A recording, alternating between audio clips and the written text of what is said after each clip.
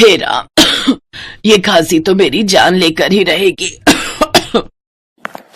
क्या हुआ दादी माँ, आपको खांसी हो रही है? माँ माँ, दादी माँ को एक गिलास पानी दे दो, देखो ना वो कब से खांस रही हैं। हाँ बेटा, बस अभी लाई। ममता जैसे ही मटके में देखती है तो उसमें पानी नहीं होता। फिर वो बाल्टी और गैलन में देखती है, लेकिन वो भी खाली होता है। हे भगवान, घर में तो एक बूंद पानी भी नहीं, बाल्टी मटका सब खाली है।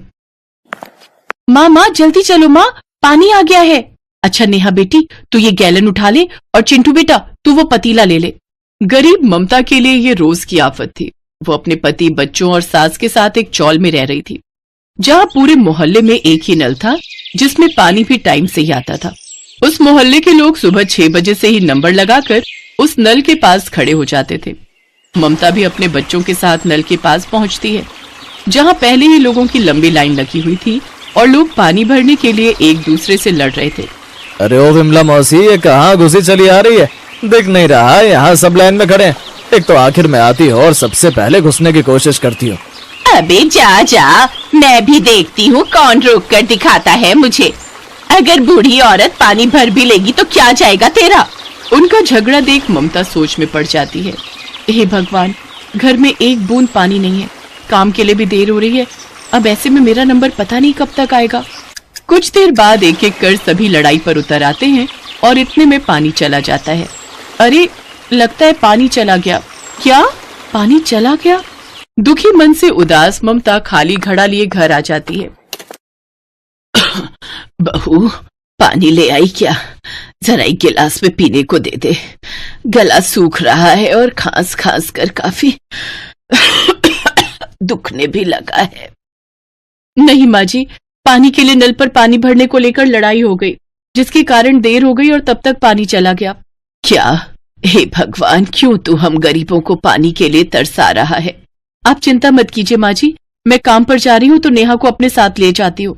मालकिन के घर से 2 बोतल पानी आपके लिए भिजवा दूंगी। ममता नेहा को अपने साथ ले जाती है। बाहर सर पर सूरज आ गया था, जिससे काफी तेज धूप लग रही थी। रास्ते में चलते हुए अचानक नेहा की चप्पल टूट जाती है और उसके पैर जलने लगते हैं। माँ, मेरे पैर जल रहे हैं। ले नेहा, तू मेरी चप्पल पहन ले बेटी। ममता नेहा को अपनी चप्पल दे देती है और खुद नंगे पांव तेज धूप में चलने लगती है। कुछ देर बाद वो मालकिन के घर पहुंच जाती है, जहां नेहा देखती है कि मालकिन की कोठी के आगे बड़ा सा फाउंटेन लगा था, जिसमें से नेहा पानी पीने लगती है। आहा, कितना मीठा मीठा पानी है माँ। अपनी चौल का पानी तो कितना नमकीन होता है। ये अमीर लोग किस तरह पानी की बर्बादी करते हैं, और एक हम गरीब लोग हैं जो पानी की बूंद बूंद को तरसते हैं। फिर ममता अपनी बच्ची के साथ कोठी के अंदर गई, लेकिन रसोई में ढेरों टूटी और महंगा एक्वागार्ड लगा हुआ था। ममता की मालकिन सुपर्णा स्वभाव से बहुत घमंडी थी। वो गरीबों के साथ बहुत बुरा बर्ताव करती थी। ए ममता, इतनी देर कहाँ हो गई? हाँ, तू जानती है ना, तेरे देर से आने पर मैं तेरी पगार काट लूंगी, समझी? मालकिन, घर पर पानी खत्म हो गया है। 2 बोतल पानी मिल जाता तो हमारी प्यास बुझ जाती। कोई पानी वानी नहीं मिलेगा, हमने क्या गरीबों के लिए धर्मशाला खोल रखी है? लेकिन वही उसकी बेटी नैना बहुत ही नेक दिल लड़की थी। वो अक्सर गरीबों की मदद करती थी। वो अपनी माँ और ममता दोनों की सारी बातें सुन लेती है। फिर ममता सारा काम निपटा कर जब वापस लौट रही होती है तो नैना उसे पानी की बोतलें भर कर देती है। साथ ही फ्रिज में से चोरी छुपे बर्फ भी देती है। ले ममता, ये ले जा, लेकिन हाँ, जल्दी से चुपचाप निकल जा, माँ को कुछ भी पता नहीं लगना चाहिए। आपका बहुत बहुत शुक्रिया मैडम जी। ममता जल्दी से पानी लेकर घर आती है, जहाँ उसकी सास बेहोश पड़ी होती है। अरे ये क्या हो गया माँ जी को?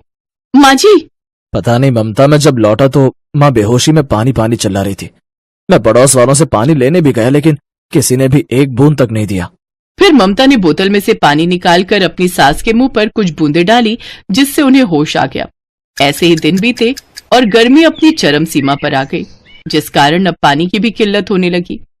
नेहा और चिंटू को नहाए हुए भी 4 दिन हो चुके थे, जिस कारण उनके शरीर पर घमौरियां होने लगी और उन्हें पूरे शरीर में चुभन सी महसूस होने लगी। माँ, मुझे बहुत गर्मी लग रही है, शरीर पर बहुत दाने भी निकल आए हैं। ममता सारा दिन उस नल के पास पानी के इंतजार में बैठी रहती, लेकिन पानी नहीं आता।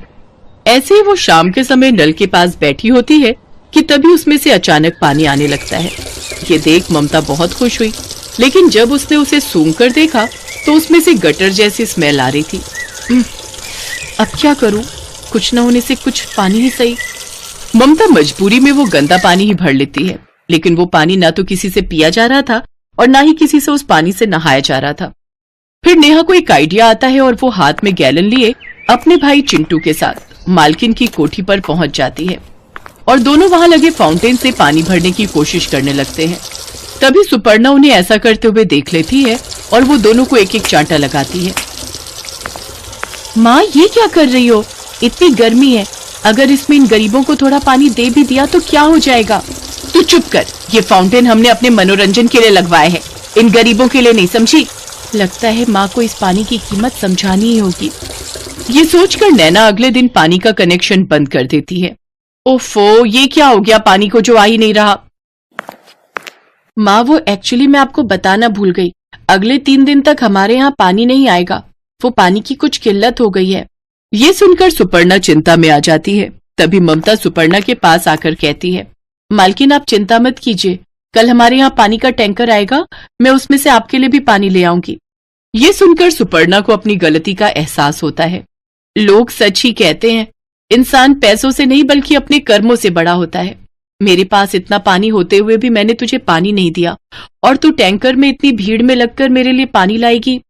तू सचमुच महान है ममता, मुझे माफ कर दे जो मैंने तेरे साथ ऐसा बर्ताव किया।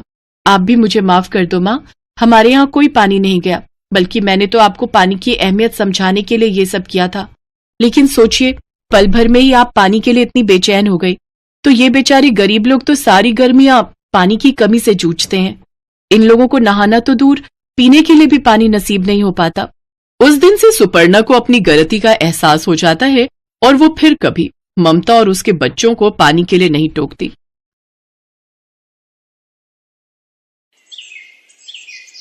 अरे सोनी बेटा, जल्दी से पानी की बोतलें उठा ले, पानी चला गया तो हम फिर पानी के बिना सारा दिन परेशान होंगे। ठीक है माँ, आप मटका पकड़ लो, मैं बाल्टी और बोतलें पकड़ लूंगी। अरे नहीं बिटिया, तू खाली बोतलें पकड़ और ये मटका और बोतलें दोनों मेरे हाथ में रहने दे। सरला एक गरीब बस्ती में रहती थी, जहाँ पर पानी या सुबह शाम आता था या दिन में एक बार या फिर 2-2 दिन पानी नहीं आता था। बस्ती वाले सब सुबह से लाइन में खड़े हो जाते थे और एक एक करके सब पानी भरते थे। कई बार तो सरला को पानी भरने जाने के लिए थोड़ी सी भी देर हो जाती तो पानी चला जाता था, इसलिए पानी के बिना गुजारा करने में बड़ी मुश्किल होती थी। अरे, पानी की टंकी पर तो बहुत लंबी लाइन लगी है, जब तक हमारा नंबर आएगा तब तक तो पानी चला जाएगा, अब क्या करें? माँ, मुझे बहुत तेज प्यास लगी है, मुझे पानी पीना है। बेटा बस थोड़ी देर और सब्र करो, बस 3 लोगों के बाद हमारा ही नंबर है। गर्मी के दिन और ऊपर से पानी की किल्लत, ये किसी भी गरीब को सबसे ज्यादा परेशान करती है। बूंद बूंद पानी के लिए भी बेचारे बहुत परेशान होते हैं और ऐसा ही हुआ जब सरला का नंबर आया, तब तक पानी जा चुका था। अरे, पानी तो चला गया, अब क्या करेंगे? आशा भाभी के हाथ में पानी की भरी हुई बाल्टी, ये कहाँ से भरकर लाई हैं? एक बार इनसे पूछती हूँ। अरे आशा भाभी, आप ये पानी कहाँ से भरकर ला रही हो? वो मेन रोड पर टैंकर आया है पानी का, तो सब लोग वहीं से पानी भर रहे हैं, मैंने भी ये बाल्टी वहीं से भरी है। सोनी बेटा, चल एक बार सड़क पर जाकर देखते हैं, पानी का टैंकर अभी खड़ा होगा, हम पानी वहाँ से भर लेंगे। माँ, फिर तो हम जल्दी जल्दी चलते हैं, कहीं ऐसा ना हो पानी का टैंकर भी चला जाए। बेचारी सरला और सोनी हाथों में मटका, बाल्टी और पानी की बोतलें उठाए दौड़ती हुई सड़क पर जाती हैं। भैया, यहाँ पर एक पानी का टैंकर खड़ा था ना, वो कहाँ गया? वो टैंकर तो कब का चला गया। गर्मी की वजह से सबको पानी की बहुत जरूरत पड़ती है। जब बस्ती वालों को पता चला कि यहाँ पानी का टैंकर खड़ा हुआ है तो सब लोगों ने यहाँ भीड़ लगा दी थी। कुछ ही देर में पानी का टैंकर खाली हो गया। माँ, अब हम क्या करेंगे? मेरा प्यास से गला सूख रहा है। एक काम करते हैं, अभी मैं मालकिन के घर जा रही हूँ, तू मेरे साथ चल, मैं तुझे वहीं से पानी पिला दूंगी और थोड़ा पानी घर के लिए भी भर कर दे दूंगी, फिर तू घर चली आना। सरला सोनी को अपने साथ काम पर ले जाती है। अच्छा हुआ सरला आंटी आप आ गए। मैंने बालकनी में स्विमिंग पूल तैयार कर लिया है, उसमें पाइप लगा दो, पानी भर जाएगा। मॉम, आज मेरे कुछ दोस्त आने वाले हैं तो हम लोग पूल पार्टी करेंगे। संजू बेटा, तुम्हें पता है गर्मी के दिनों में पानी की कितनी परेशानी होती है और तुम ये पूल पार्टी कर रहे हो। पता नहीं, आप तो हर समय बच्चों को टोकते ही रहते हो। खुला पानी आता है, जब मर्जी मोटर चला लो। अब अपने बच्चों को छोटी छोटी चीजों के लिए टोकना बंद करो। संजू बेटा, तुम स्विमिंग पूल को अच्छे से पूरा भर लो, पानी की कोई टेंशन नहीं है। सरला, जरा मोटर का बटन दबा दो। संजू बाथिंग पूल में पाइप लगाकर अपने कमरे में चला जाता है और फोन पर बात करने लगता है। इतनी देर में पूल पानी से भर जाता है और उसमें से पानी बाहर गिरने लगता है। लगता है संजू भैया पूल में पानी चलाकर भूल गए हैं। सारा पानी बाहर गिरकर खराब हो रहा है, नल बंद कर देती हूँ। सोनी, ये क्या बदतमीजी है? तुमने नल बंद क्यों किया? तुम्हें पता नहीं है पूल में पानी भर रहा है? संजू भैया, मैंने इसलिए नल बंद कर दिया क्योंकि पानी बह रहा था। बह रहा था तो तुम्हें इससे क्या? तुम गरीब लोगों को खुला पानी देखने को नहीं मिलता, पर हम लोग अमीर हैं, हमारे घर में पानी की कोई कमी नहीं है। संजू, ये क्या तमीज है? इस तरह किसी से बात करते हैं? और तुम भी तो नल को खुला छोड़ गए थे, क्या ये बात सही है? जाओ सोनी बेटा, अपना काम करो। और ये प्रिया कहाँ है? किचन में है, अपने लिए पास्ता बना रही है। बीबी जी, सिंक में पानी का नल चल रहा है, तो चलने दो, कुछ नहीं होता, जरा सा पानी बह भी जाए तो। अब इन बच्चों को समझाने के लिए मुझे ही कुछ करना होगा। मालकिन, काम खत्म हो गया था, क्या मैं पीने का पानी बोतल में भरकर ले जा सकती हूँ? एक बोतल ले जा, फालतू में बिजली का बिल आता है, ज्यादा फिल्टर इस्तेमाल करो तो। क्या मम्मी, तुमने इस सरला को बहुत छूट दे रखी है, मना कर दो, हमारे घर पानी नहीं है। हाँ मम्मी, प्रिया ठीक कह रही है। इसी की वजह से जब देखो पापा हमें पानी फालतू चलाने के लिए मना करते रहते हैं। ऊपर से ये अपनी लड़की को और उठा के ले आई। आज उसने मेरे पूल का नली बंद कर दिया और पापा ने मेरी डांट लगा दी। सरला, आज के बाद ये बोतलें उठाकर हमारे घर मत लेकर आए कर, हम भी बड़ी मुश्किल से पानी भरते हैं, अब हम तेरे को थोड़ी अलग से बोतल भर कर देते रहेंगे। मम्मी, मैं नहा कर आती हूँ, फिर हम गरम गरम पास्ता खाएंगे। अरे, ये बाथरूम के नलों में पानी क्यों नहीं आ रहा? मेरी कॉलोनी वालों से अभी अभी फोन पर बात हुई है, पानी शाम तक नहीं आएगा। क्या? शाम तक पानी नहीं आएगा? फिर मैं नहाऊंगी कैसे? मेरा तो संडे का दिन ही खराब हो गया। इतने मन से मैंने पास्ता बनाया था, सोच रही थी कि नहाकर आराम से खाऊंगी। मम्मी, बहुत गर्मी है, बोलो ना मैं क्या करूं? मालकिन, अगर बीबी जी कहे तो मैं नीचे से सड़क पर नल लगा है, वहां से बाल्टियां भरकर ला देती हूँ। प्रिया और संजू सरला को देख रहे थे। उन दोनों ने उसके साथ कितना बुरा सलूक किया, फिर भी वो बेचारी बाल्टियां भरकर लाने को कह रही थी। मालकिन को भी बहुत बुरा लगा कि उसने पीने के पानी के लिए सरला को मना कर दिया, जबकि लोग तो प्यासे को पानी पिलाने के लिए प्याऊ लगवाते हैं। प्रिया और संजू अपने पापा से सॉरी बोलते हैं। सरला, तुम्हें कहीं जाने की जरूरत नहीं है, पानी मैंने बंद किया है। मैं चाहता था कि इन्हें भी पता चले कि पानी की कीमत क्या है। पानी हमारी जीवन शैली में सबसे बड़ी जरूरत है, इसलिए हमें पानी को बर्बाद नहीं करना, बल्कि पानी को जरूरत के लिए बचा कर रखना है। आज हम पानी की बचत करेंगे तो हमारे आने वाले कल में पानी सुरक्षित रह पाएगा। और पानी की कीमत क्या होती है, ये सरला हमसे बेहतर जानती है। अपने पापा की बातों को सुनकर संजू और प्रिया सरला से माफी मांगते हैं और उस दिन के बाद सरला को पीने के पानी के लिए कोई भी मना नहीं करता। संजू और प्रिया भी अब जितनी जरूरत हो उतना ही पानी का इस्तेमाल करते थे।